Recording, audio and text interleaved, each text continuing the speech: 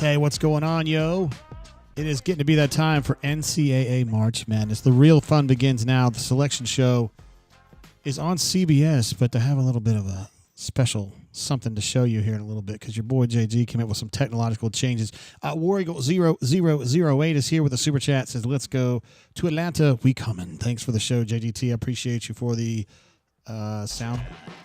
Yeah, there we go. There's our super chat sound. Appreciate you, War Eagle 0008, who's with us. Football guy, basketball guy, and he's great on the board as well. Check this out. We're going to go over to our main page, and I have figured out a way to get the CBS feed on here. So no sound. You just get to listen to your boy JG talk about this, and we'll talk about it in the chat, of course, because we have the best chat in the game, but we can watch this together and learn about it together as we move along. So that's good. Chuck has some good news here. So Auburn, I don't have this because I've been kind of working on this, trying to get this ready. Auburn's playing Vanderbilt right now in baseball in the rubber game, and Auburn has won it. God, Auburn was down 6-2, definitely 6-3. Ended up pulling this one out 7-6. Outstanding. That's what I'm talking about. The Auburn Tigers score 4 in the 8th inning to get this game, to win the series against Vanderbilt, 7-6. And I don't know the records. I don't know the history on this as well as some of you guys. But Auburn doesn't beat Vanderbilt very often in baseball. That's great.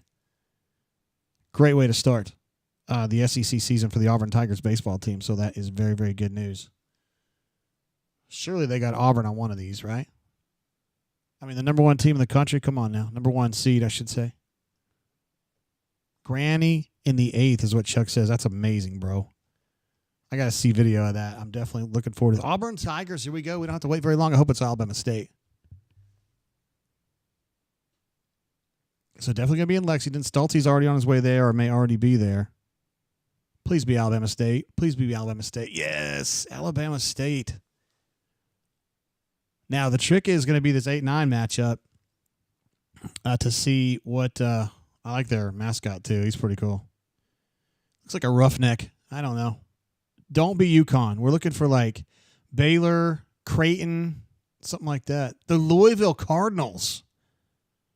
Wow, this is a big matchup for Ian Borders, who's a assistant there on the Auburn staff, who is a U of L guy, married to a U of L girl.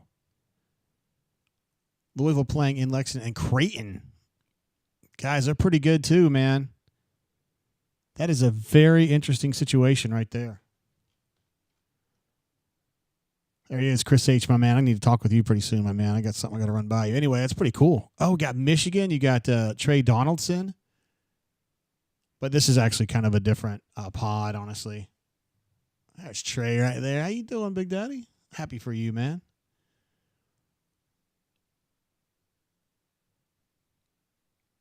Who they got in a 12 seed? Maybe UC San Diego? Yeah, UC San Diego. Boy, the Tritons are good, man. I mean, Michigan's pretty good ball club, but you don't want to be fucking with UC San Diego right now. Those guys can shoot the basketball. The Tritons, they're not going to want that. I mean, I still think. I mean, obviously they can beat them, but UC San Diego is probably the best 12 in the bracket. And then A&M is in this bracket as well. That would be really sweet for Auburn to have an opportunity to play Texas A&M again. Somewhere that's not in College Station, and Yale. This is great, man. So many like little tentacles, you could say. I love that. Nick A says Creighton is a tough round of 32 game, and I tend to agree. Creighton is a good ball club. I watched them play a bunch of times this year. I'm not sure why. I mean, the Kalkbrenner's obviously kind of a freak of nature, but who's their big center? But they have some good players. San Diego State, still on this side of the bracket. Ole Miss on this side of the bracket with Auburn in the South region. So we got Auburn, Texas A&M, and Ole Miss all in the same region here. Plus my San Diego State Aztecs, which is like my second team that I pull for. Raven says Auburn versus Yale in the Elite Eight. My man. There he is, T Park. I appreciate you, bro. Comes in with a super chat. Who's been, man, you've been so generous this whole year, and I appreciate you, T Park. Can't wait to see you. And the guy, I don't know if you saw, but Reynolds, his birthday is today, I believe. You probably met him when you were at the Atlanta thing. The Outstanding Weather Channel legend who lives outside of Atlanta and was at our Atlanta bourbon event, Bourbon and Burgers. Appreciate you, T Park. Ephesians says, what do we get, guys? Number 1 overall seed, number 1 seed in the South region, going to be taking on Alabama State and or St. Francis, PA in the first game. They've got to play in Dayton in the play-in game. I'm not sure on the date on that. It could be Tuesday or Wednesday. I think it's a two-day thing. And they won't finalize the dates on this. I mean, the times on this for a little while. So let me go back and look at this Auburn situation again.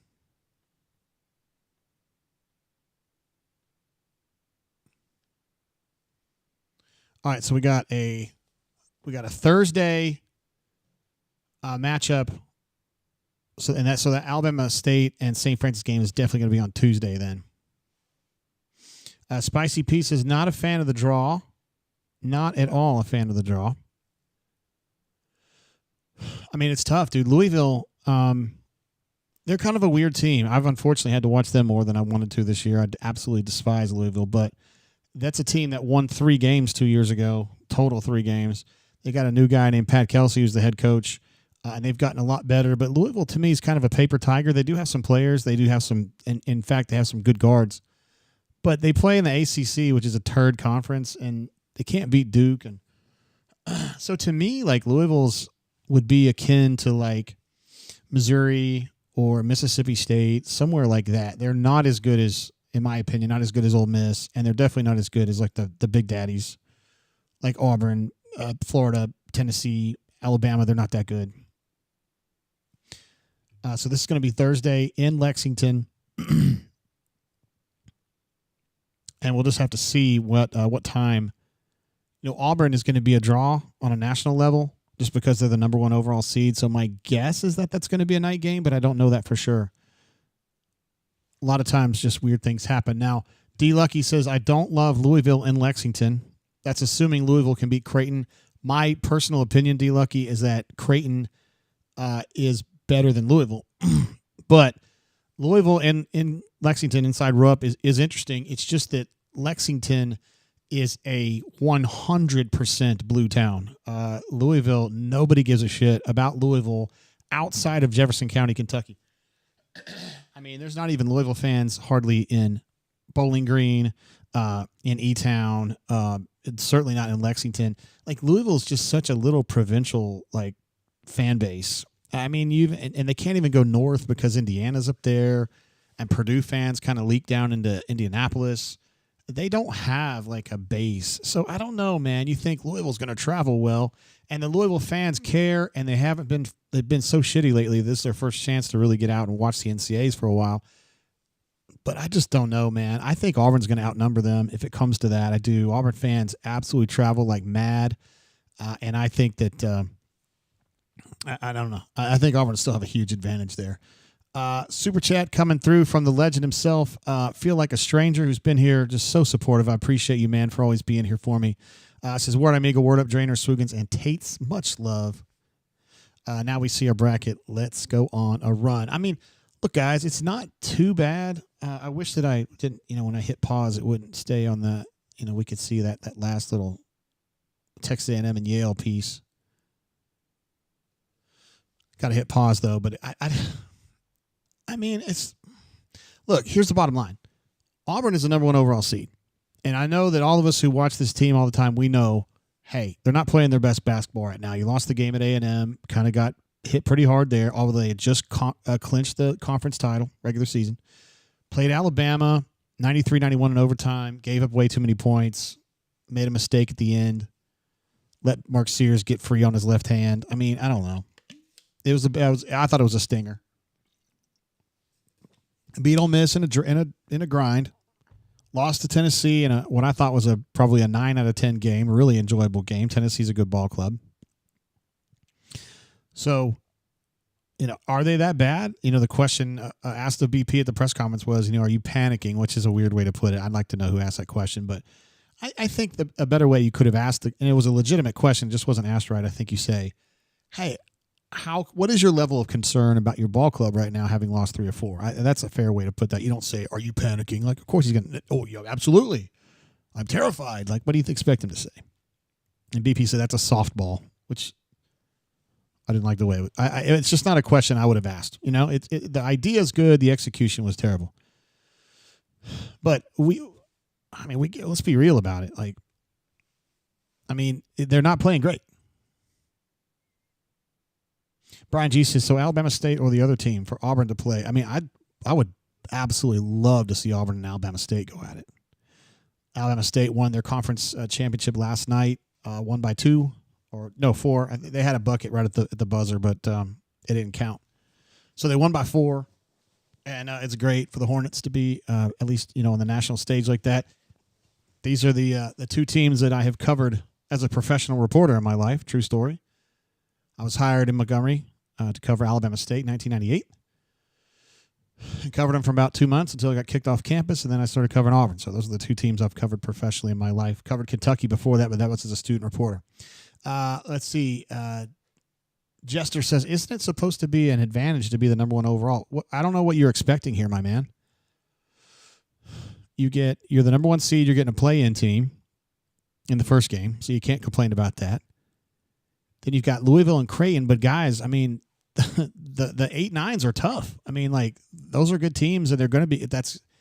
I'd like to see who the other 8-9s are going to be. Tell me who they are, because you guys are watching the show. I'm watching this Grand Slam right now. Bellew is the one that hit that. Oh my God, what an absolute bomb! That went out of the park. That wasn't just over the fence. That was out of the stadium. That was the home run in the 8th to give Auburn the win over Vanderbilt. Huge. Happy for that kid, man. He's had a tough go of it lately. P-Pass, I'm completely with you, bro. He says, I have zero problem with the draw. You're playing top 25 teams. This is it, man. At least you're not having to deal with UConn, right? You're not having to deal with UConn. And Louisville and Creighton, Louisville's, somewhat tough. I think Creighton's going to beat Louisville. And I think UC San Diego is a terrifying team as a 12. It may not come to that for Auburn, but they're going to shoot the basketball. And Michigan's a pretty good team. Texas A&M, you can't see it on your screen there, but Texas A&M and Yale are that last matchup. God bless. I guess we can just I can fast forward here. We can take a look at some of the other stuff that's going on here.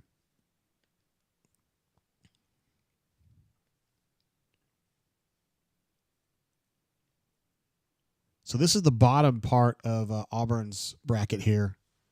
These are the teams that you would be playing much further down the road. Michigan State and Bryant. So Michigan State is the 2 in that region. I like them. They're a good ball club, and obviously they got a great coach. No doubt about that. But as far as the number 2s, you're looking at, Tennessee, Alabama, Texas Tech, and Michigan State? We were talking yesterday, hey, JG, who's the best matchup for a 2? And I would have said Texas Tech as your best one, Michigan State as your next best one. So War Eagle 0008 says we dodged, I think is what he meant to say. Alabama, Tennessee, Florida, Houston. Those are the teams that can play with us. Duke will be Final Four. We're just better than all the other teams. Need to play like it. Yeah, this is a fine matchup, guys. This is fine. I don't see anything, full respect to all these ball clubs, Michigan State in particular, but, this is not a tough draw. You're the number 1 team. You're the number 1 seed. Super chat coming through from my man Neil J. Says to be the best, you got to beat the best. You don't. Here's the thing. First of all, you're right, Neil. If you're going to get that national title, you're going to have to beat somebody, probably more than one somebody of major significance. That's just the way it works. But this draw is not bad. This is actually a good draw relative to what could be happening. You can't dodge everybody. But as War Eagle 0008 eloquently put out, the real teams you're super scared of, right? I don't know if scared is the right word, but the major lurking monsters out there. Obviously Auburn had to play Auburn, but Duke, Houston, Florida's playing amazing basketball right now. You don't have to mess with them until you get to San Antonio. So this is great. Iowa State being the 3 in this bracket. I mean, that's a team that, I don't know what to tell you. They lost 9 games. I still believe in them very, very much. I think they're a good ball club. I don't know. I keep thinking they're going to catch fire at some point, and they really haven't done that. Spicy Pieces, Alabama and Duke are matched up. Boy, you hate to see that. I don't know what I would do there. Daniel Pieces, the 8-9 and the 4-13, which would have been the Michigan and UC San Diego matchup is what you're talking about there. I mean, yeah, it's tough. UC San Diego's good. I know that a lot of people are like, who gives a shit about UC San Diego? I'm telling you, all year long, they've been Ken Palm darlings. They just win, and they keep shooting the ball unbelievably well. They're going to be a problem. Ravin jumps in with a super chat. Ravin, of course, a friend of the show, a personal friend of mine, and just an all-time stud. Says time for criticism is over. All we can do now is get behind our boys 100% and trust them to do their God-given gift. And get behind Bruce and the entire staff to get the job done. Bring it home where they may go. I think that's a great message, and I appreciate you, Ravin, for that message. It is time to get things going. Mobile Alum jumps in as well. Says, JGT, how you feeling about the tournament? I feel good. I think that's I think the draw is reasonable. A lot of cool stories in there. I mean, we're still looking at the bottom part of Auburn's region. I mean, Lipscomb, obviously, in Nashville. Iowa State, a team Auburn played earlier and really gave Auburn a good go of it. This is back before Iowa State kind of broke down a little bit. I didn't think they played great in their league. I still think they're a good ball club. Ole Miss, I mean, God bless you. I mean, the likelihood of Auburn facing them is low, but golly, to have to play a team 4 times? Marquette is good for what they are. New Mexico is Rick Pitino's son, and they've taken a big step forward. Me and Courtney were in Lexington when he was at Lexington Catholic, and it was always like, Richard Pitino, blah, blah, blah. Like, okay. And then back on the other side, you've got Trey Donaldson at Michigan is in the bracket on Auburn's end there. Could face them in the Sweet 16. UC San Diego is really good. Texas A&M's down there lurking. But Auburn's going to be playing Alabama State or St. Francis, PA. They're going to be playing in a play-in game Tuesday in Dayton. So that's exciting. Travis J says, did we get the number 1 overall? Indeed, Auburn did. And as I mentioned earlier, my man, they're going to be playing. I guess I should back it up to where Auburn's on your screen. That's kind of on me. My bad. There it is right there. They're going to be taking on the Hornets or St. Francis, PA. In a game on Thursday. And we won't know the times on that. They'll probably release those times tonight, late, 10 o'clock. And they'll let you know when that showdown's going to be. But, I like it. I like it just from an observer's perspective. I like the Louisville Creighton idea. D. Lucky has some concerns about the potential of facing the Louisville Cardinals inside Rupp Arena, which I think is a fair and based concept. But Louisville, again, their fan base is not very big. It's the only place in that area where Louisville fans live are in Louisville. There ain't no Louisville fans in Lexington, 0. It ain't like in our state where, you can go to Auburn and you see Alabama cars driving around. That's, oh, no. You don't do that in Lexington. Just don't do it. So I like that Louisville-Creighton matchup. But, guys, that could have been Gonzaga. That could have been UConn. That could have been some of these other teams that would worry me more than Louisville and Creighton. Probably, Oregon would be in that consideration. VCU might have moved up from that, but I still think they're an 8 seed probably. The Baylor Bears are pretty good. I mean, you're going to play somebody quality there. I think Michigan's probably overseeded a little bit. They got bumped up because they won their conference tournament. But I don't know. Let's see, Nick. Great question. If we play Thursday, does that mean we play Saturday? Absolutely. You play Thursday, Saturday, or Friday, Sunday. Those are your choices. So, yeah, that would be exactly what's going to happen there. And that's exciting, dude. I really would love to see Auburn and ASU go at it.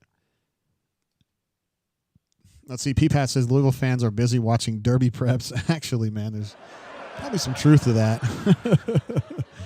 Mobile Lum jumps in to say, concerned about our recent losses. Of course I am, yes. Who gave me a thumbs down? Who done that? I like thumbs up, not thumbs down. Of course I'm concerned, yeah. I'm not panicky about it because I trust, just because I personally, as someone who interacts with these guys a lot throughout the year, I have a lot of faith in like Burgo, BP, Stephen Pearl, Coach Ira, Corey, Ian Borders. These guys, they know ball. They know X's and O's. They know their personnel, and I think they're going to figure out some ways to attack these teams. I just, Louisville is a team with really nice backcourt. They have good guards. They've got a guy named Hepburn that has balls the size of a planet, like of Neptune.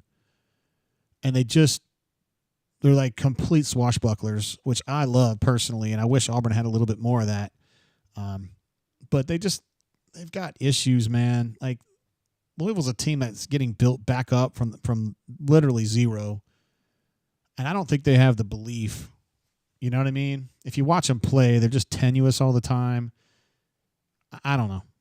I also hate them, so probably not a good one to ask.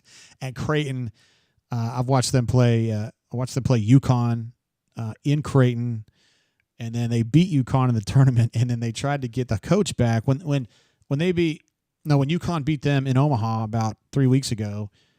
Dan Hurley, who's the biggest dick in the game, was like walking off the court doing this, like pointing to his ring, right? Like being like, "Ha, you guys suck. I'm the big winner," right? So then when Creighton beats them in the tournament, they do like a late dunk to like basically put their nuts on UConn at the end because the game's over. And then he goes up there to the middle court and does this, the guy who dunked. And now then the UConn fans are all up in arms going, "You've been disrespectful to the game." And I'm like, how come your coach can do that to players walking off the court, but then he does it, and now you got a problem with it? Like, UConn's just, oh, God, I want to see them lose so bad. Stu Pep says the Georgia Bulldogs got a 9 seed.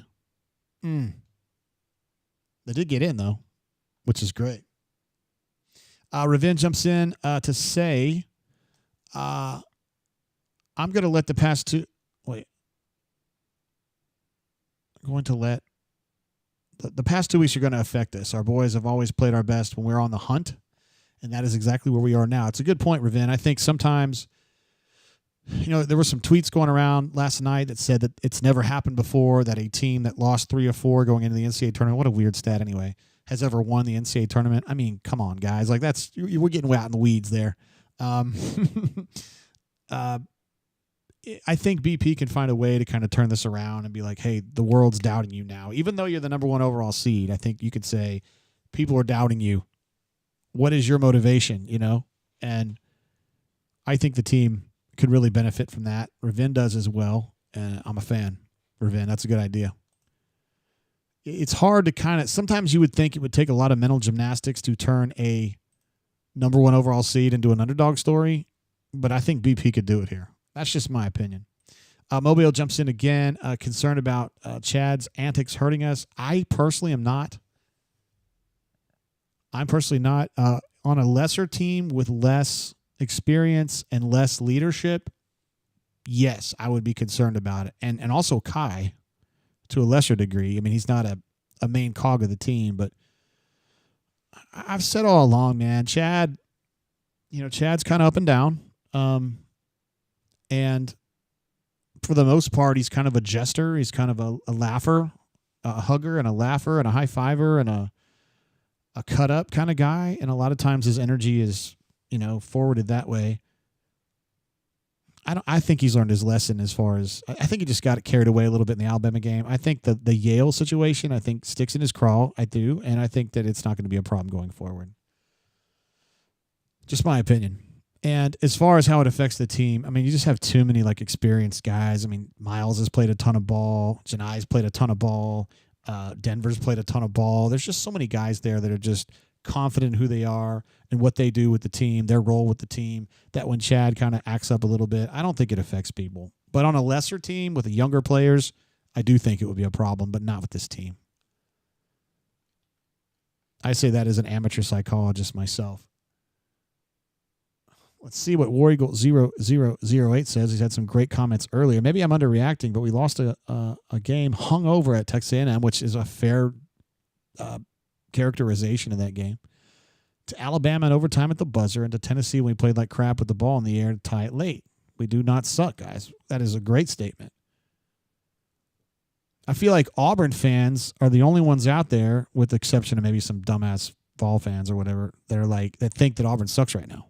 I think we're hypersensitive to it because we watch every minute and we remember how much of a tour de force these games were, for a while. And no, I don't think Auburn has been playing its best basketball in the last 2 weeks. Obviously not, because they were always finding a way to win the tough games, and now they're not quite getting there. But let's not fool ourselves, guys. This is not Mississippi State. This is not Texas. This is not South Carolina. I mean, you lost one to Alabama, who's a Final Four caliber team. You lost one to Tennessee, who's a Final Four caliber team. And the Texas A&M game, I mean, that's tougher to explain. But, I mean, they're still a 5 seed in the tournament. And I think the hangover statement you made is correct. They had just clinched, and I think it's hard. You can't be at your absolute best every single minute, but you better jump in. I feel like a stranger notes that I missed his second super chat, and I apologize for that, my man. Appreciate you, as I said earlier, and you're an absolute stud. Our Auburn Tigers are overall number 1 seed. Soak it in, guys. Unbelievable, guys. It's been a long time since Auburn. You could argue that Auburn has never been this good. Auburn has been a number 1 seed before, but not the overall number 1. Soak it in, guys. We've come a long way since Tony Barbie, spelled incorrectly. There's intentionally spelled incorrectly, I might add. There are several great teams and several more good ones. Remember 2019. Let's go. I love that. Let's see. Stu Pup says, hold on. P-Pass says Auburn fans are as similar to the nervous young girl and Remember the Titans or the Tidians, depending. Stu Pup says, give a laugh on that one. That's pretty funny. Auburn is definitely respected outside of Auburn circles. I was out and about today and heard multiple conversations stating Auburn was really good. Hey, you law 20, my man, says Wardam Brain Drain. Appreciate you, bro. I feel like my friends that are Kentucky fans, my friends that are Oklahoma fans I was talking to earlier, by the way, my friend from high school, his son's team played Sonny Galloway yesterday. He's all the way down at NEO, northeastern Oklahoma. It's a JUCO in Tahlequah, Oklahoma. And my high school friend's son plays for the team that played Sonny, and they beat their ass there. And he said Sonny is down to the point where he's like coaching, and he's like also the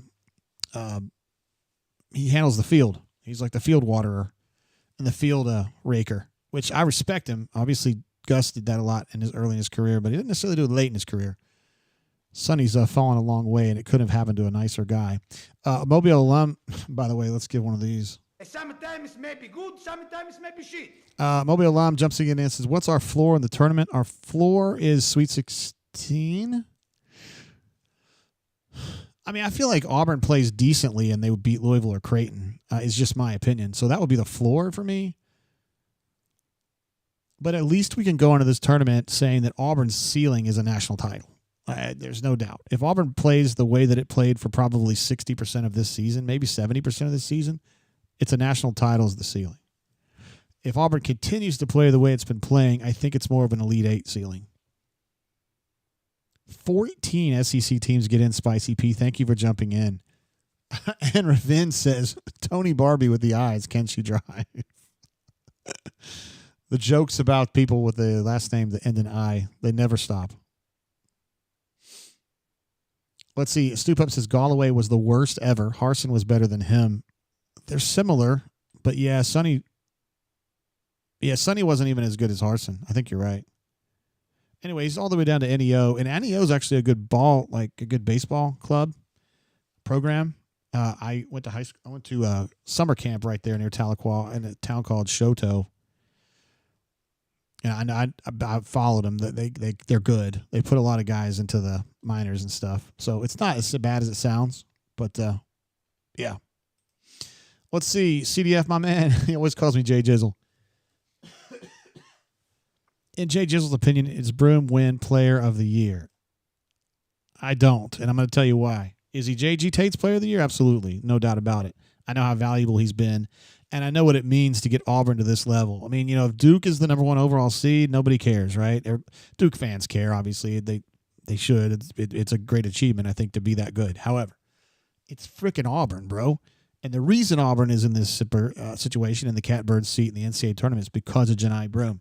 He's got a great group of collaborators with him, but Johni is the absolute stud here. And he, we could talk about, the ankle injury and how it's affected him. But, man, he's a bad, bad boy. And he does a lot of work for Auburn, rebounding, scoring, blocking. His passing is, I dare you to find a center who can pass as well as him outside of Nikola Jokic. Or somebody like that. I mean, he's an absolute beast, and so I think he's the best player in the country. And I think a lot of people who vote for this award are also going to feel that way because they're going to go, "It's freaking Auburn, and they've been good all year long, and they're the number 1 overall seed. There's a reason why." But I think Cooper Flagg's going to have the advantage, the notable advantage of having been hyped all year by Dick Vitale, by Jay Williams, by Jay Billis, by all these Dukies.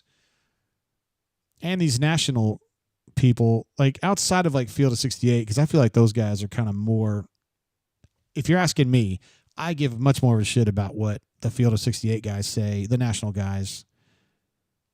I mean, like Goodman and the other guys that are on there with him. I care what they say a lot more. And they don't do the Cooper Flagg gesticulation as much. They talk more about Johni, and it's going to be close.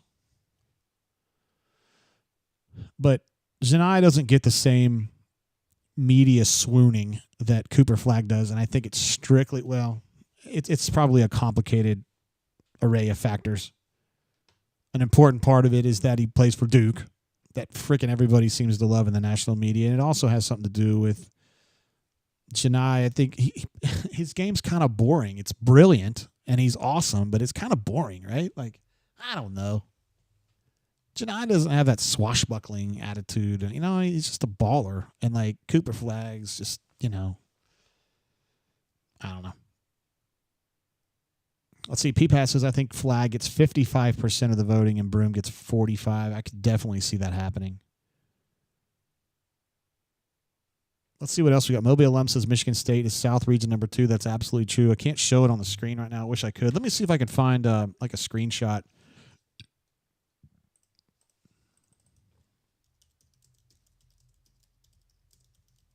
So we can get that up there and just kind of leave it. I'm sorry. I'm kind of behind on that.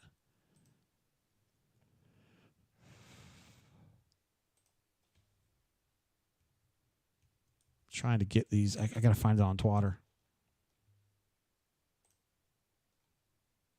It just takes me a minute here. All right, here's Auburn's bracket. I will just let me kill this video feed. I thought the video feed was pretty cool. The fact that dumbass Jay was able to figure that out was nice. All right, so here's the screenshots of what we're looking at in this South Region bracket.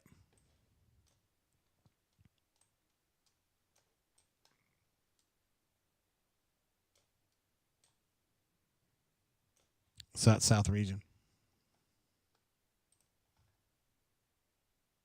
Let's see. Feel Like a Stranger says the CBS pod with Gary Parrish and Matt Norlander give Auburn and Broome tons of love. Yeah, I feel like once you get away from ESPN, you actually get some pretty rounded views of what's going on. And so I watch Field of 68 myself, but I think there's a lot of credible folks that you can watch. It's just ESPN doesn't do much for me.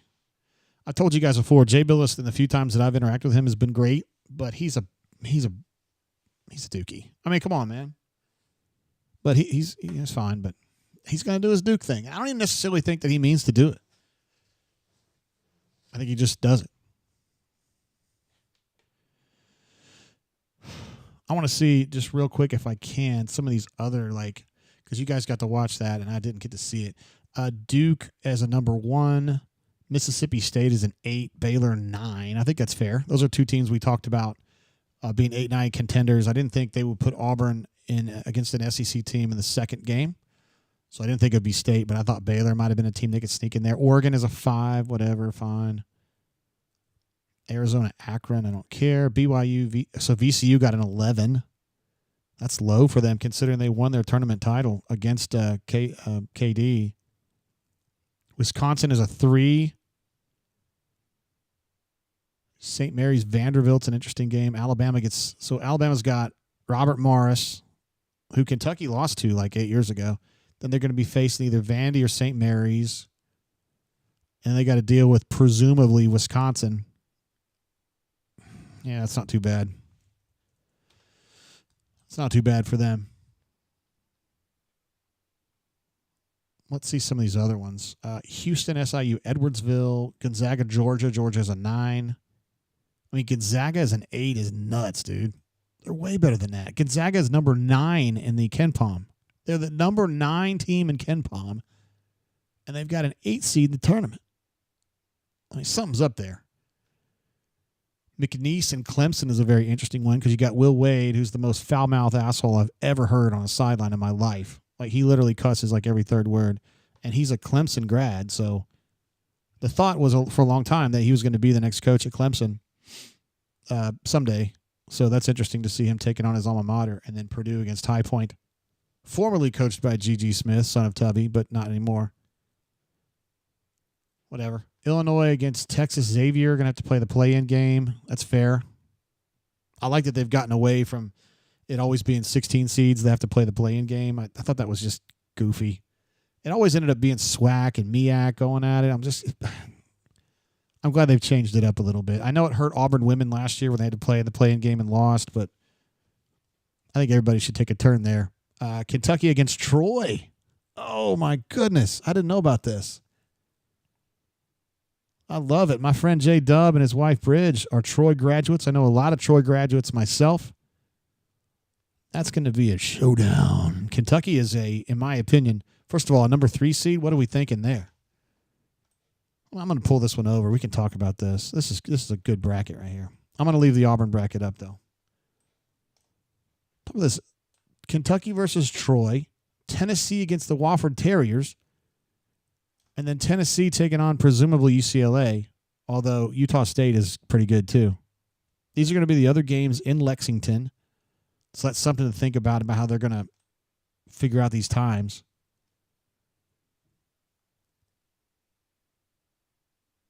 Interesting. What are the other Thursday games that they could be putting on prime time? Let's see. Stoop Up says Florida got the absolute FU draw. I'm really fired up about Kentucky and Troy. That is really cool for me. For me, I'm a Kentucky grad, although I don't really give a shit anymore. And I end up cheering for Troy more than I do Kentucky by about 1,000,000 times. But I pull for Troy pretty much all the time, except when they play South Alabama in football. But man, that's great. I'm fired up for that one. That's good. Stoop Up thinks Florida got the FU draw. Did they get sent west? I'm trying to find them here. The last 4 in were Texas, Xavier, San Diego State Aztecs, and North Carolina Tar Heels get in. Whoa! They left out West Virginia, Indiana, Ohio State, and Boise. How did North Carolina get in? They refused to screw them on that free throw violation, didn't they? That's what actually happened. Mobile alum jumping in. It says, JG, who would you want for the new women's coach? Well, so they're gonna go for a woman, which I respect it. I respect it. When I first started covering college athletics, I should say, the first team I covered was Kentucky volleyball, coached by Fran Flory, who ended up going to LSU and being great for a really long time. She just retired recently, and that tells you something because I'm old as hell. But when I was covering Fran Flory, she always said, "I think women should coach women's sports." And it just made sense to me. So I'm a fan. I love Joe Champy, and he coached women's basketball at Auburn. No offense to him or any of the other guys that are great women's basketball coaches, but I'm on board. So when you take that into account, I think the Arizona coach, I forget her name now, Adia. I'm sorry, I forgot her name. She's good, and I've thought about that. I've thought that she's good before this, and I personally think Kelly Jolly Harper's a great choice too. So if it's one of those two, I'd be happy with that. There's probably other folks they're talking to who I just don't know. I mean, if it's a coach at, like, I don't know, North Carolina State or Florida State who's doing a good job, I don't know. I trust them to know more about what's a good fit for this place, but you got to, Auburn's kind of had it both ways here. You had Joe, who I thought was a great X's and O's coach. You had Nell, who I think's a better recruiter than she is X's and O's. You had Johnny, who's a great recruiter, but I felt like her X's and O's weren't quite where they needed to be. Let's try to find somebody that can do both, right? That would be awesome. Thank you, Mobile Alum, for I think that's your third super chat of the show. I appreciate you being here and hanging out with us today. Let me try to take a look. Stu Pup had some serious questions about Florida's bracket. I don't know if he was angry or if he was just saying, like, Merry Christmas. You know what I mean? Just trying to give them a freebie. Let's take a look at what Florida's doing here. Hold on. Let me hide these real quick so we can focus on this. Let's see. Whoa. Ooh, I don't like this at all for Florida. I mean, they're good. They're playing great basketball. Norfolk State, whatever. UConn's a good 8. I mean, they're going to be a tough out. I don't care. They're just good. Oklahoma, not real worried about it. Memphis is a team that pisses me off so bad. I keep wanting them to lose. I watched the game in Birmingham, and Memphis was just 10 points better than them. Pissed me off. In the game today, their championship game, they were 10 points better than UAB again. Pissed me off. And to think we used to love Penny Hardaway, and now he's the bad guy. I fucking hate him. You hate him too. Colorado State, I don't care. Maryland's pretty good. They're a grinder. It's a grinding team. Grand Canyon, one of the Drew guys is the coach there. I don't know much about that. Yeah, UConn's a tough 8. Here's the rest of Florida's bracket. Missouri, Drake's been really good this year. They're a sneaky team, kind of like UC San Diego. Texas Tech's a good ball club. Probably the Now they're probably the worst. Wait, hold on. Texas Tech's a 3. I thought they'd be a 2. Oh, they got St. John's. They've got Texas Tech. Ay, ay, ay. Guys, I'm telling you, Florida doesn't want any part of St. John's. Nobody wants St. John's. That's a tough bracket. This is tougher than Auburn's. And they're not playing anywhere near. Well, I guess Raleigh's not that far away. But they're not playing close to home at all. Auburn stays in the SEC footprint. Yeah, that's a tough one, man. Good luck to Todd on that one. Bruh. Let me get Auburn's stuff back up here. I think it's down here, yeah. This is what Auburn's looking at, by the way, if you guys just pulled up. I feel like a stranger says the chair of the committee is the UNCAD, LOL. I can't believe North Carolina got in. Like, I just can't believe it. But I guess they just felt really bad for them having the free throw violation there late against Duke, and that kind of turned the tide. P-Pass says Florida got Aflac. Aflac.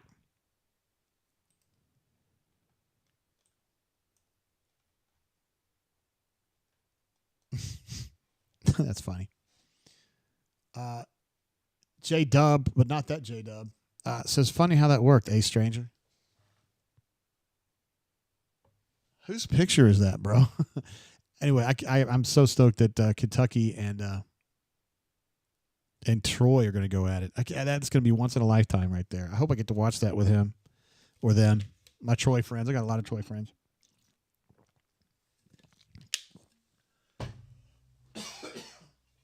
Actually, I'd say probably a majority of my friends are Troy people. Sorry, guys.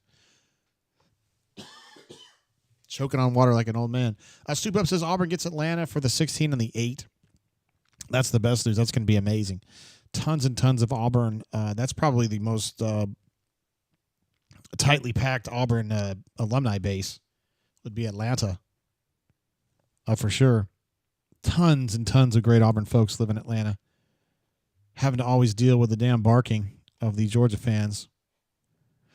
Stoop Up mentioned earlier, there's a lot of teams that Auburn was able to swerve in this, and also adding St. John's, UConn, and Gonzaga. I cannot believe Gonzaga's, I don't remember were they at 8? They're number 9 in the KenPom overall, and they're an 8 seed. And, I mean, you could say, hey, man, they didn't play anybody. They're playing in that goober conference that they're in. And St. Mary's is pretty much, St. Mary's got theirs against Gonzaga this year. So they're not even having a great year by Gonzaga standards, but they're still on paper a very good ball club. And it's hard for me to believe that they would be that far off of their KenPom. I mean, they did beat St. Mary's in their tournament, but they lost 2 to St. Mary's in the regular season. But Gonzaga's a team that's won 9 of 10, something like that. P-Pat says, I'm flying out of Atlanta this week. Flying with Georgia fans is fun. At least you're not going to a football game where they're in the aisle on hands and knees going, whoa, whoa, whoa, whoa, whoa. Shut up. Big Sipper says, got potential Louisville matchup in Kentucky. That is absolutely true. I was talking earlier in the show. I am a Kentucky graduate, went to college in Kentucky. And know that area pretty well. Louisville fans it's a very small fan base. I would argue that it's about the size of a Wake Forest fan base, and they're all in Louisville. Now, that's only about 65 miles from Lexington, so, I mean, it's not a long way to go, but it's not a big fan base by any stretch. And if Auburn plays Louisville in Rupp Arena, me knowing very well how well Auburn travels, the esprit de corps that there is in the Auburn world, Auburn sphere, the excitement that Auburn people have about this ball club and have had about this ball club since really last year, although you could argue the support that BP's had really since the beginning has been great, but at this point it's like a fever pitch. I still think Auburn would outnumber them 3-1, if not more, inside Rupp Arena. Stoop Up says, I'm not scared of Louisville and Rupp. I would take Yale in the 16. That would be fun. I mean, I've respect. I know how the March Madness goes, and I've seen some really good teams, when South Carolina lost to Coppin State, when Kentucky lost to Marquette many, many years ago, when Auburn lost to Yale. A lot of weird things happened when the Terriers, was it the Terriers? UMBC beat Virginia, which you really hated to see, 16-1.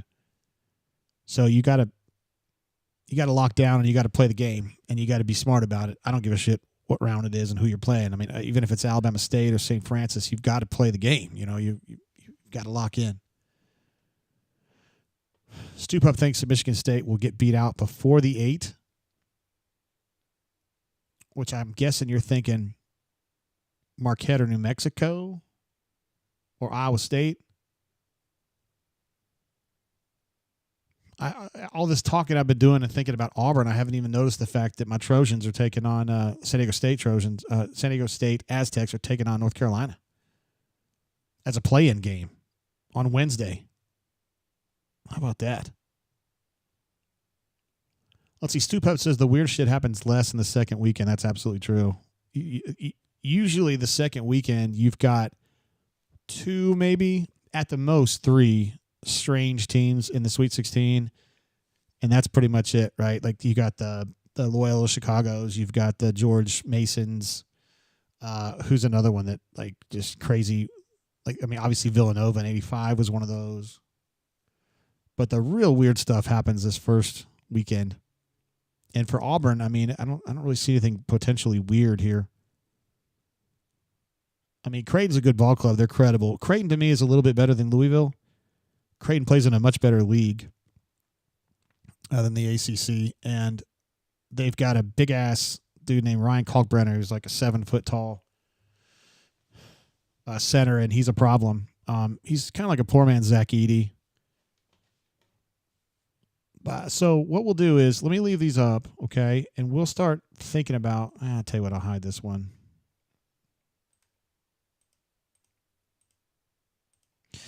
I'll hide these, and we'll start taking a look at the Louisville scouting report. Okay, so we can kind of look ahead. I know, say, hey JG, got a game against Alabama State. I know, but if you can't beat ASU or you can't beat St. Francis, PA, I don't even know what we're doing here. Louisville, by the way, is a team that I didn't realize they had gotten this hot. They've won probably 17 of their last 20 games. I don't know, something like that. But again, they play in a goober conference. Like, they haven't played anybody good. The last time they played a team outside of Duke, they played one team that's better than 40th in the Ken Palm. Let's take a look at this right now. And again, you're not guaranteed to be playing Louisville. It's Louisville or Creighton. But let's just take a quick look at Louisville's schedule. Or as my English teacher in 9th grade called it, a schedule. This is what Louisville's been doing lately. And you can see, man, they've been hot. And you just take a look at that and you go, God dang, man, they've won a lot of games. But look at the quality of the opponent here, man. It's just poop. Like, the only decent team they've played outside of Duke since December is Clemson. They beat Clemson by 10 at home, and then they beat Clemson at Clemson in the tournament. Well, not Clemson, but in the tournament, beat them by 3. And that was on a last-second buzzer beater. Or was that the Stanford game? I can't remember which one it was. I like P-Pass thinking that Trey Donaldson, now with the Michigan Wolverines, takes down A&M. That would be nice.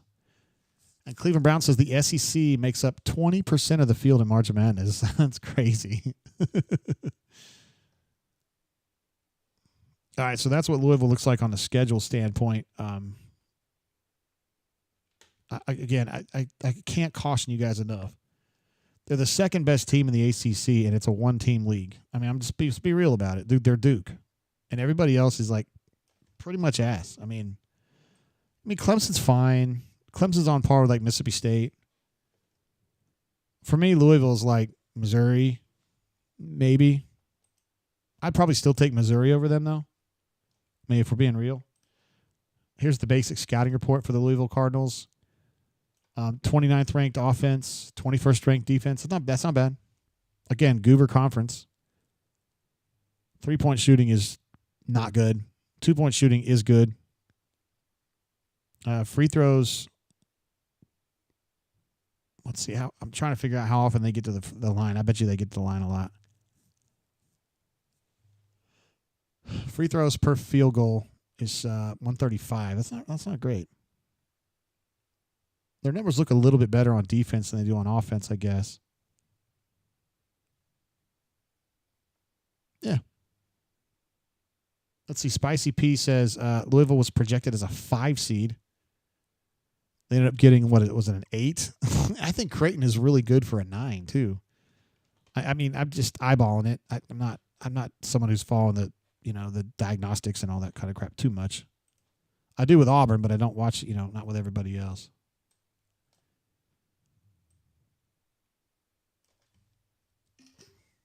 I'm going to pull up the basic scouting report here for the players at Louisville, just to kind of give you an idea like what they've got here. Pryor's been out forever. He hadn't played since November. He came over from South Florida. Terrence Edwards came over from, I think, JMU. And Chucky Hepburn's just like this dude. He's just a pain in the ass. Like, I don't know. He's like kind of like KD, but better. You know what I mean? Came over from Wisconsin, and he's just kind of a pain in the ass. He's just bothersome.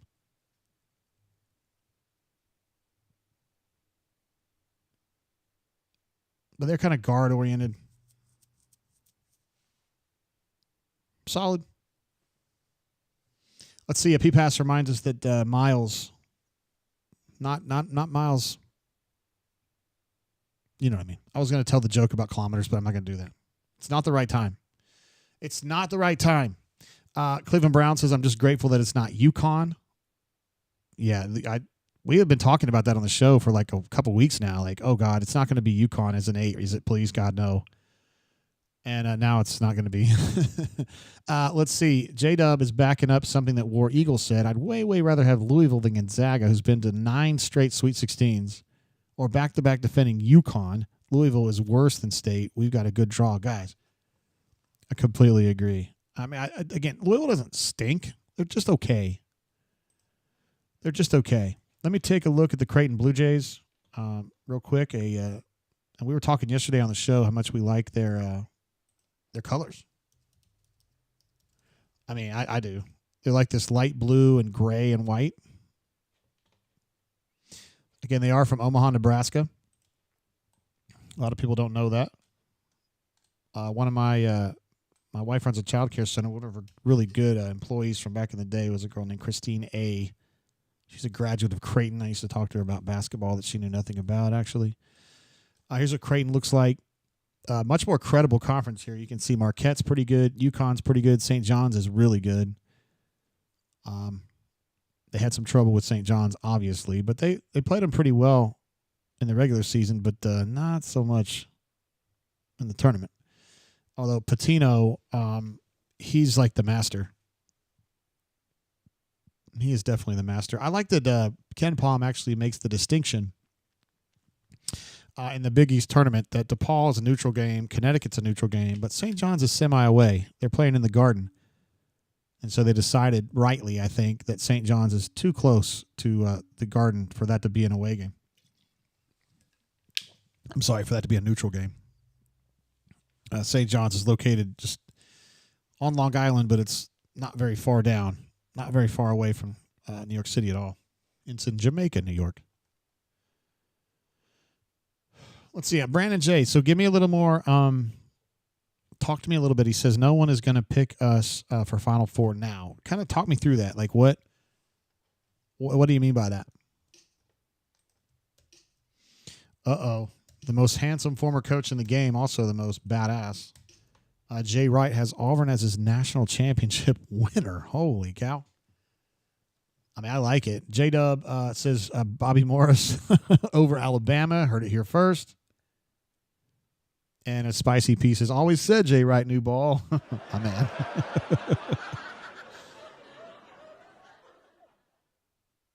Runner 24, great point. So their guards, to me, Creighton's guards are shooty.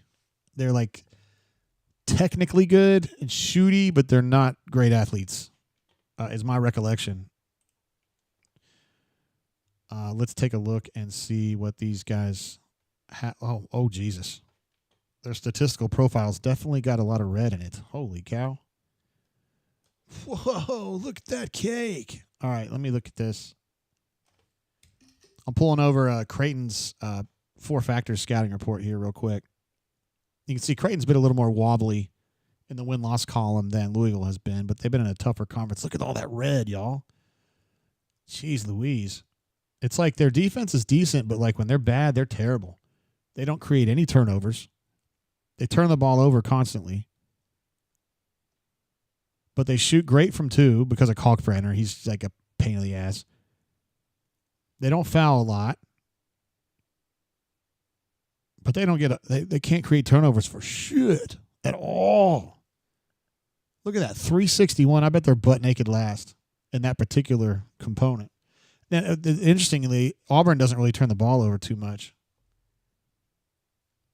So, I mean, I guess it would be kind of a wash. It's like Auburn wouldn't really be taxed too much, and they would just kind of operate as they typically do.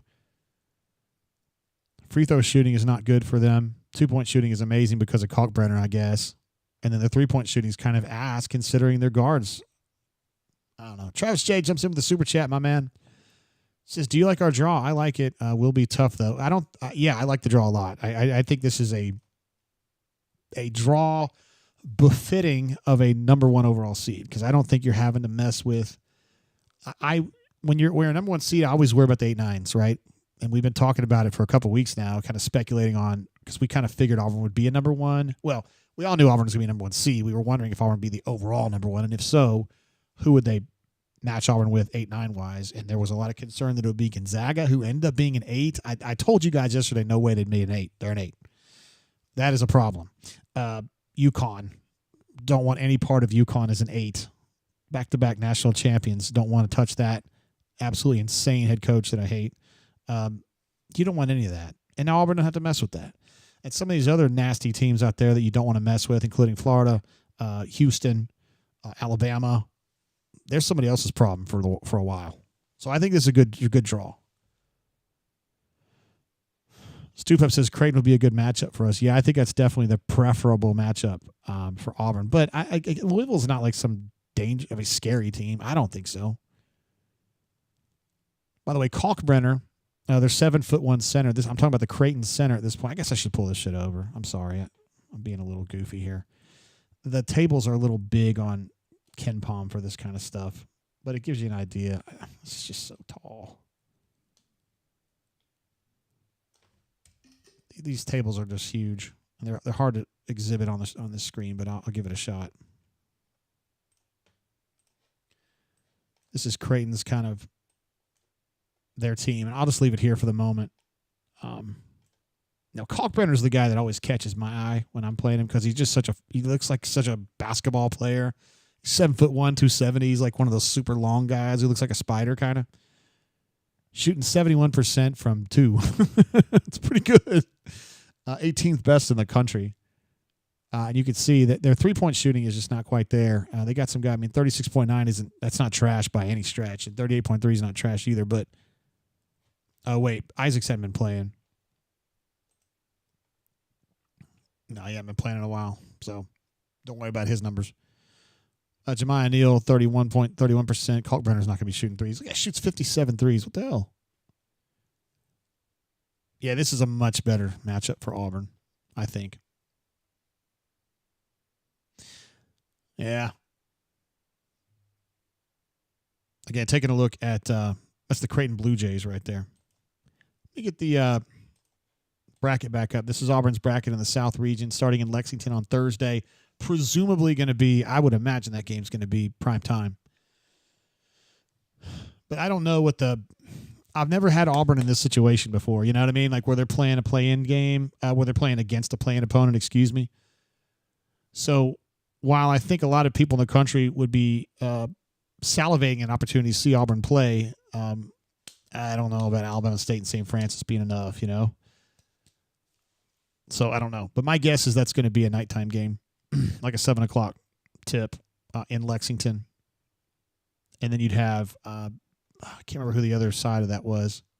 I think it was the East region that was the other pod in Lexington. Let's see. Spicy Pieces need a deep dive on Louisville. Creighton is toast. Guys, I'm telling you, Louisville, come on, man. Don't over-respect these dweebs. Although, to be fair, I hate them so much. I'm probably being biased. I feel like a stranger is a big fan of Jay Wright at this point.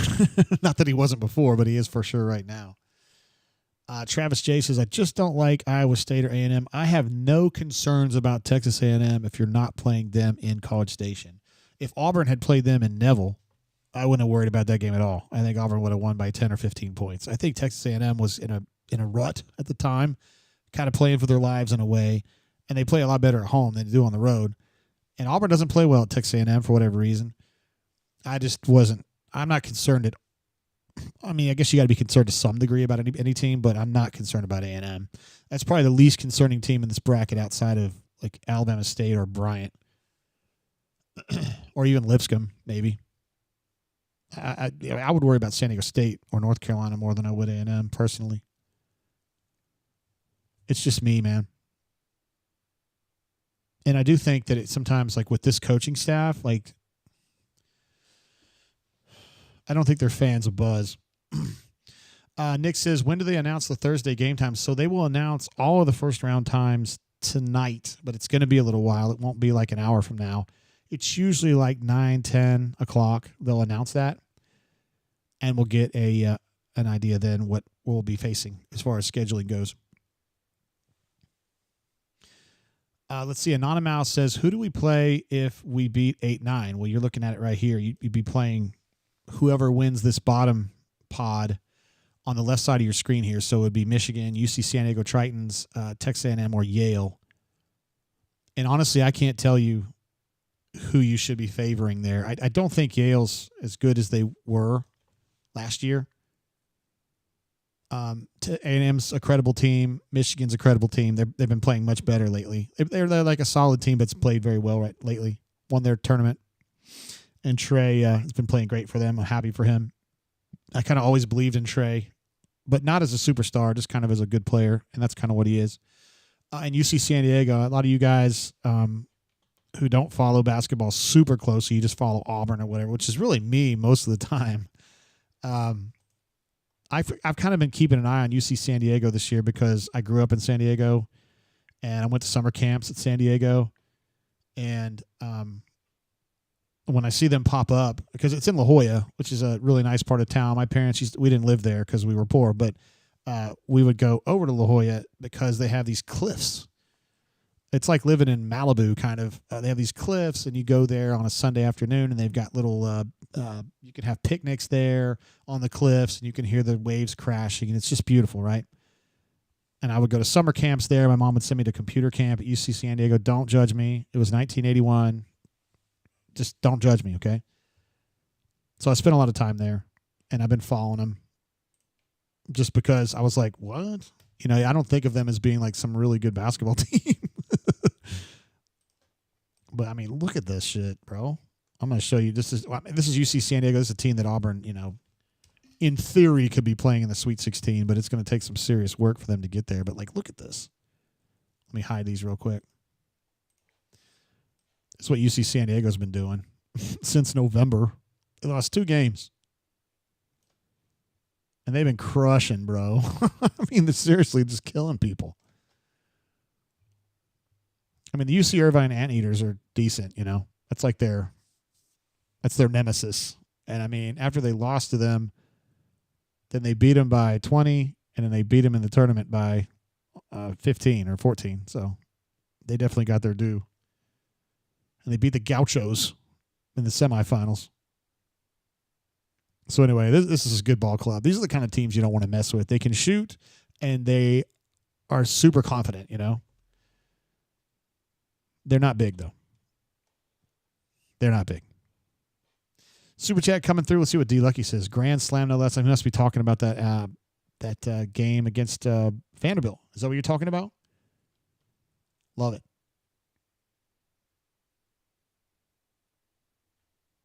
Super chat coming through from AU88. Appreciate you, bro. Thank you for jumping in today. Always glad to see you here. Says, watched sunset from Coronado Island once. Stunning. Oh, God, you're giving me anxiety right now. Because the only way to get from where we lived to Coronado Island was over the Coronado Bay Bridge, which, I mean, I went over it 18 months ago, and I damn near had a panic attack. It just scares the piss out of me. We lived in Coronado for a short period of time, like a year and a half. My dad was in the Navy. He was stationed there. And so a lot of times, well, at the time I lived on Coronado, so I didn't have to go across. But if we ever went to the commissary, we'd have to go over the bridge because the commissary was there in the port on the main side of San Diego. Guys, seriously, man, I'd get in the back of the station wagon. I would just curl up in a ball and just like close my eyes, just because it's like when you're going over the Coronado Bay Bridge, there's nothing. It's one of those bridges where there's nothing on top of you, right? It's just the bridge, and there's no supports or anything. I just couldn't do it, man. I couldn't do it, and I still can't do it. My wife made me drive over that bridge just to kind of face my fears, and I was just like, oh, shit. Like, I was just focused on the lane and, like, just no.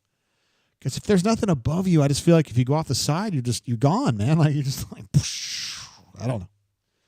But I will say this. Coronado Island is beautiful, and as somebody said in the chat here, P-Pass, Hotel Del is the best hotel ever and unbelievable. Hotel Del Coronado, one of the most beautiful places in all of America, in my opinion. We went on our honeymoon to Southern California. My wife wouldn't stay at Hotel Del because she said it didn't have air conditioning. I said, sweetie, it's on the beach. It's San Diego. It's not super hot. You're going to be Gucci. And she said, F that. We're not doing it. So we stayed up in Pacific Beach, or the Pacific Terrace Inn, just a little bit north of Hotel Del, and on the other side of the bay. But let's see. Melee says your Coronado Bridge trauma mirrors my Auburn football trauma. Oh, man. P-Pat says I have some NSFW stories about my work training there. Uh-oh, don't share those, please. Let's see. Solo Tigre, my man, said I had a traveling job in my 20s and spent 2 weeks in San Diego working on Coronado Island. It was incredible. It is really pretty there. I'll give you that. We actually Maddie loves Queen. I don't know why. I mean, she's way too young to be liking Queen, right? But she loves Queen, and we went and saw a great Queen cover band, like a band that does Queen covers across the world. He was in San Diego, or they were in San Diego, and so we went and watched them over there in Coronado Bay. Oh, it was great. She was so happy. It's a great vibe. You know how it is there on the beach. It's like cool, but not cold. Oh, it's just wonderful. Just absolutely wonderful. Anyway, I don't know why we're going off. That's how we do things on the Brain Drain. We just kind of go off and talk about things sometimes just because it's what we do. Yeah. That's hilarious, Melee. You made me laugh out loud on that one, bro. So, yeah, by the way, these matchups here on the left side, if you were just tuning in, this is the UC San Diego Tritons. And I was just mentioning them. Potentially Auburn could face them in the Sweet 16 if they were to beat Michigan. And then, again, somebody like Texas A&M, Auburn could face them. Let's see. PPass says, give me a villa there, and the San Diego State parties ended at 5 a.m. Work training started at 7. My guess is you got home about 6, right? Where I lived in San Diego was a lot closer to San Diego State because that was like across the canyon, I guess you could call it, from where I lived. I lived where Jack Murphy was. I lived above that. And then San Diego State was down in the valley where Jack Murphy was, and then back up towards San Diego was where San Diego State is. UC San Diego's in La Jolla, and then there's the USD that's kind of like north of downtown. Anyway, I don't know why we're talking about San Diego. We all had good experiences there, and it's a good place to have good experiences because there's a lot of cool shit that goes on in San Diego. Let me go back to, probably not going to need to look at this thing anymore. Let me look at, again, the Auburn bracket. This is the South Region bracket. We will learn, here's the stages that we'll learn stuff here. Tonight, we will learn what time that game will be, whoever Auburn's going to play. Auburn's first game, the Thursday game, could be anywhere from noon until 8 p.m., depending on how it works. You've got 2 afternoon windows, and they take a break, and then I think the second window starts around 7 our time and just goes on. And we'll find out tonight about what time that game will be. Then on Tuesday, this Alabama State St. Francis game will be, they'll have that showdown in Dayton. And so we'll be watching that game, obviously. I don't know if you think we should stream that? I don't know. We'll see how. Could we stream Alabama State St. Francis? Just knowing that that's going to be Auburn's next game. I don't know. It's something maybe we'll consider that. Let me know in the chat if you guys would be interested in doing that. It's getting out there, but fuck it. I mean, what else are we going to do? I think we got to do the first day of football practice on Tuesday, but I mean, it don't take all day. We are going to have Stoltze and VMAT up there, so we'll have plenty of coverage from Lexington, no doubt about it. I think Stoltze's probably already there, in fact. So then, yeah, as I said, we'll find out the time tonight. Then we'll watch this Alabama State St. Francis game on Tuesday to know who Auburn will face. Then we'll play the game on Thursday. And then we'll be watching the Louisville Creighton game to see who Auburn would or could be facing in that second game. So that would be great. We drink shit, bro. Yes, Jason sent me the text that you guys had a common interest in the Belmont Bruins. Said watched Belmont women's lose to Murray State in the championship this morning in Evansville with your buddy Jason and Emily. That's right. I've known both of them a long time. My freshman year at Drancy, Jason lived on the first floor with me. Him and Andy were roommates, and I've oftentimes talked on the show. Those of you who are longtime brain drainers, that our RA Dave Johnson always had 2 rules. If I can't hear her, she's not there, and if you can't finish by 2, start earlier. Those rules were in play for me and also for Jason because he was on first floor. So anyway, good folks there, and I know Cameron. Is a good girl, too. Got good parents. Let's see. Solo Tigre says, watch along Advanced Scout Drains. Sign me up. Okay, if you guys are Gucci, I'll do it. I mean, I don't give a damn. Unless I'm stuck at football for some reason, but I haven't gotten any word at all about what the football schedule is going to be like. I know Auburn's going to be doing practice in a very compressed window, allegedly starting Tuesday. But let's be real. I mean, we do love Auburn football, and it's a big deal. It's a big part of what I do at auburnsports.com. It's a big part of what we care about at Auburn. But, hey, number 1 overall seed in the NCAA tournament, like let's keep our priorities, right? Come on now. Let's see. Spicy Pieces, Bama's draw is so easy. We looked at this earlier. I'm not going to pull it up again, but I thought they had some gnarly teams hanging out over there. It was Wisconsin as the 3 seed in that bracket, and I don't remember who their 1 seed was. Let's see. Spicy pieces. Can Marquette beat Mississippi State? I would say, just on eyeballing it, I would say Marquette's a 65% chance to win that game. I'm not in love with Mississippi State. Some people probably are. For whatever reason, I've seen less of them this year than I have most of the other SEC teams. In fact, I'm not sure I've watched a full Mississippi State game since they played Auburn. They just don't really turn me on very much the way they play. I don't know. I end up watching like Kentucky just because my friends are Kentucky fans, and I kind of hate watching them in a way. Not hate watching, but I kind of like watch it to like I hear the Keystone Cops or the Benny Hill song in my head when they're doing it. Yeah. So I don't necessarily watch Mississippi State that much, but I've seen Marquette a few times this year. I feel like they're 65% chance to beat Mississippi State. Yeah. That Marquette New Mexico game is an interesting one. Again, that's Rick Pitino's son, Richard, who's the head coach at New Mexico. They're pretty good. They're pretty good. I have a lot of respect for Michigan State. Oh, I'm sorry. You're talking about Mark. I'm looking right at it. My bad, guys. I'm sitting there talking about Mississippi State. Thank you for reeling me in. Good God. Michigan State. So you're assuming that Marquette's going to beat New Mexico, which I think is interesting. I think New Mexico is good. Can Marquette beat Michigan State? Thank you for correcting me. 15% chance? Something like that.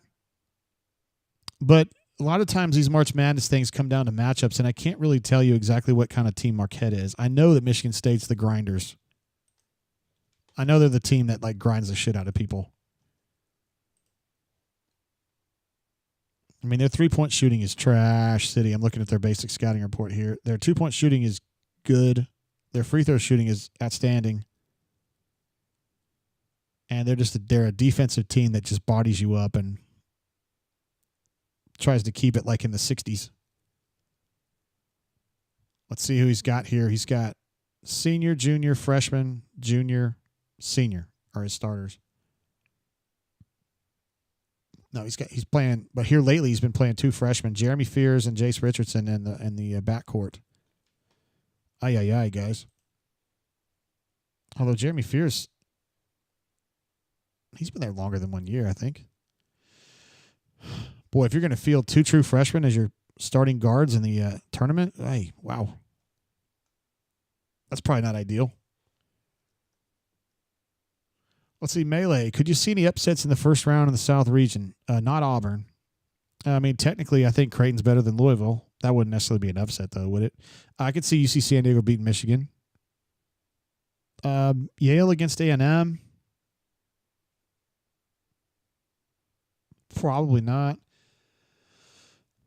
San Diego State, I think, could beat Ole Miss as an 11. North Carolina, to me, is worse than San Diego State. I think San Diego State finished second in their conference behind Boise. I think they did. Lipscomb's not going to beat Iowa State. New Mexico could beat Marquette, but that's not a huge upset. And Bryant's not going to beat Michigan State. So your biggest chance would be the Tritons against Michigan. For me. J-Dub says, thought you asked earlier who the number one seed with Alabama's group was. It's Duke. Good freaking luck. Although Alabama's good, man. But Duke's good if they got Cooper Flagg back. But, you know, I feel like it's funny. When Janai gets hurt with the lower ankle injury, it wasn't a high ankle sprain, it was a low ankle sprain. Everybody's like, oh, shit, he's out for 3 weeks. And you're like, okay, we'll see what happens. And then Cooper Flagg gets what I thought was a high ankle sprain, but whatever, an ankle sprain. And they're like, oh, he'll be back in a couple days. Like, what's the difference? Why is Cooper Flagg like some quick healer, but Janai's it's going to take 3 weeks? I don't understand this. Again, we're going back to some of the narratives. This Duke, this worship there is out there about Duke and the brotherhood and all this bullshit. I'm tired of Duke. I'll be honest, guys. We spent probably 20% of our time tonight talking about Duke and Louisville, two teams that I freaking hate so much. Like I can't tell you. Like if it ends up being Auburn and Louisville, I can't be responsible for the things I say in that train because I'm going to be like hexing Louisville. And we might have to have Courtney on the mic with me for that one because she's a Louisville fan. She's not actually. She grew up as a Louisville fan because she was in Louisville, but She claims to not care anymore. Spicy P says, is A&M a lock to the Sweet 16? They got to beat Yale, and then they'd have to beat the winner of the Michigan-UC San Diego game. No, absolutely not. I don't love A&M on neutral courts. I mean, I think they're solid. Like, to me, on a neutral court, A&M's like a 6 seed. If that makes sense? I mean, I think the bulk of their damage was done at home this year. Let me take a look and make sure I know what I'm talking about on that, because I don't watch them every single week. But let's see what their biggest wins this year are. They beat Texas Tech at a neutral site game. I don't know anything about that game. Where was it played?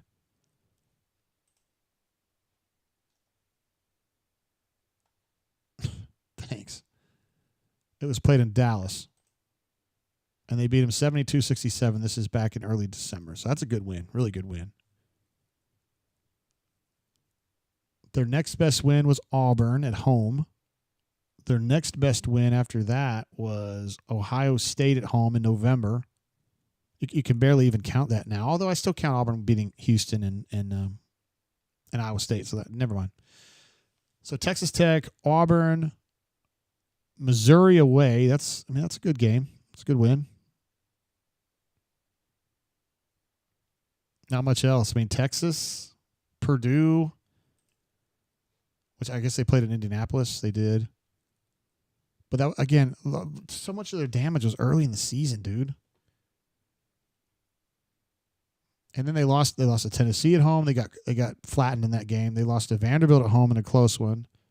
They got flattened at Florida. They got flattened at Mississippi State. They beat Auburn, beat LSU, lost to Texas in 2 overtimes in a game that, is 50-50. So much of the bulk of their wins were like in November and early December. I don't know. Let's see, Jay Will. I guess you're talking about the guard from Duke that does the stuff on ESPN. Jay Will says that Janai can't jump over a paper clip. Let's give an LOL to that one. Guys, Janai has never been the star that he is because he can jump high or because he can run fast. He is a skilled basketball player who understands how to use his body and has great body shape and has a deadly left hand. Like, period. That's what he does.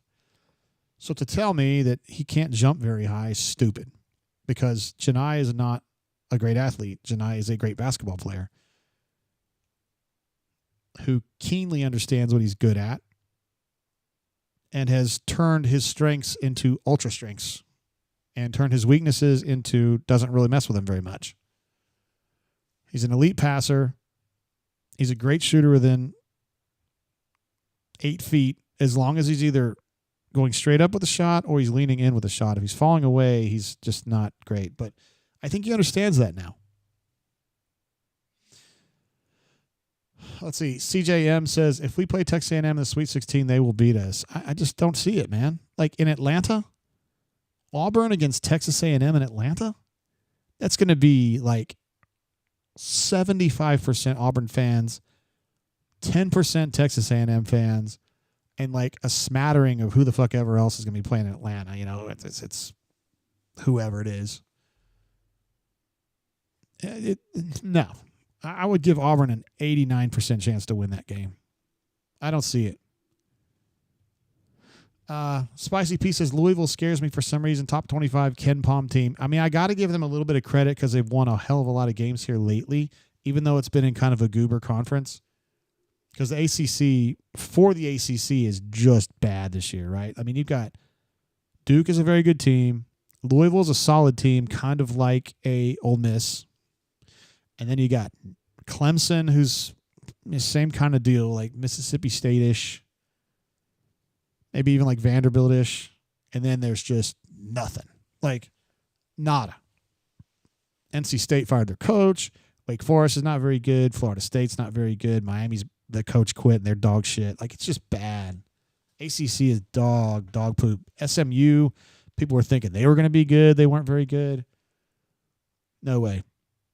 CJM does correctly point out that Buzz Williams is the boogeyman to Bruce. He has claimed some nice ones. I remember in the SEC tournament down in Tampa a couple years ago where it seemed like KD was the only guy that showed up.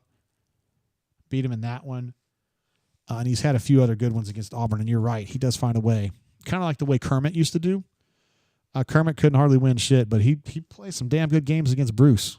So you're right about that. But look, man, I just want to get to the Sweet 16, and we'll start worrying about shit after that.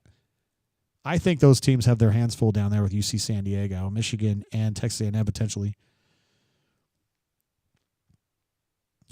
Teams like that. I mean, Ferguson, Justin Ferguson, who does great work with the Auburn Observer here on the beat, he's been talking about the Tritons all year too, because they're just so weird statistically. Like, you just kept seeing them pop up on KenPom reports. Like, what is this? What is going on here? You know, if it's December or January, there's always a few teams like that.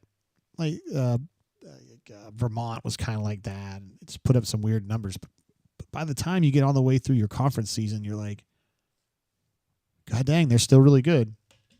They play in a goober conference, but they're goobers, right? It's UC San Diego.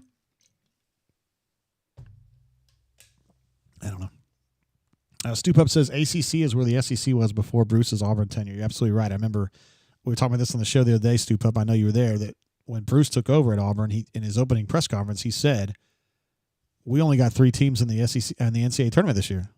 That can't happen. We've got to do something better than that. And so now you see how it's changed. You're up to double digits. Huge step forward. Of course, that's when Sly went to the spring meetings in Sandestin, I think in 2010 or 11, and sat down with all the ADs and said, listen, here's the deal. SEC Network is starting up here in a minute. The days of putting all your money in football and letting Kentucky carry your ass down the road in basketball, that's over. If you want the SEC Network money, you're going to have to build a product in basketball top to bottom that is worth us televising it, because ESPN will not continue to will not give us this platform if we're going to continue putting out Kentucky and Tennessee and bullshit after that. You know what I mean? And by God, the SEC did it. I mean, if you think about it, South Carolina is the worst team in the league, and they're not awful. Vanderbilt was a terrible team, and they got in. The SEC was just really good this year because the bottom was really good and the top was elite. Huge step forward.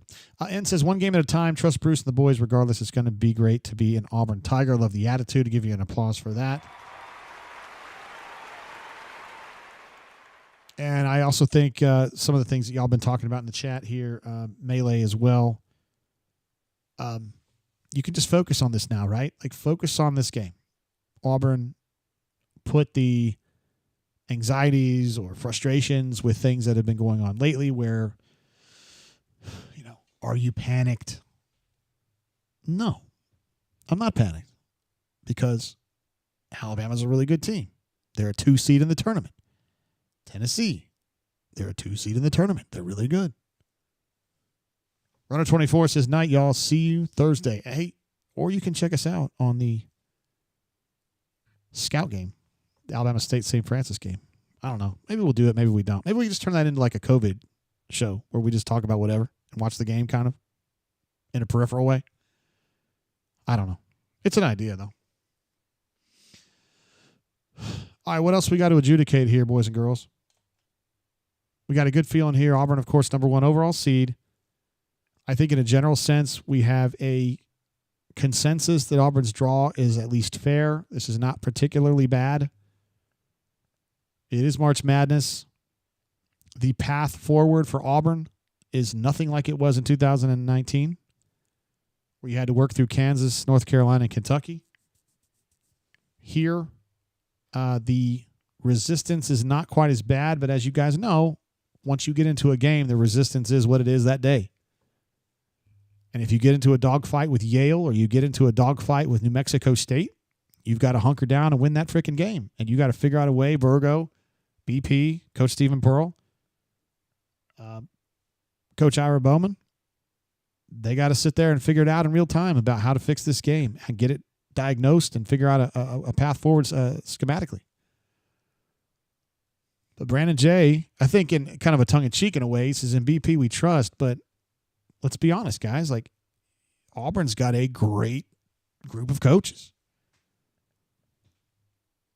And they don't lose a lot of games that shock you. I mean, just obviously this season, no, but I mean, definitely not. They've only lost 5. And how many of those were to really good teams? 4 of them? And even at this point, you're like, well, Texas A&M, they're a 4 seed in the tournament. They're not trash or anything. 4 seed in the tournament? That would have been like a signature win 8 years ago. And now you're like, oh, goddamn, we lost. Brandon J., great point, says what BP has done with our basketball team is nothing short of amazing. Let's be real about it, guys. He's done a hell of a job. So that's what we'll do. I'll aim to stream this Alabama State-St. Francis game. We'll just kind of see what we get. I just think it could be fun. Just kind of hanging out on a Tuesday. It does kind of depend a little bit on what football is going to do as far as usually I would imagine Freeze will have a press conference and then we'll be able to watch practice for like 5 minutes or whatever, and then we'll just go home. So Stu Pup says NCAA tournament can be a vengeful mistress, my friends. Remember that.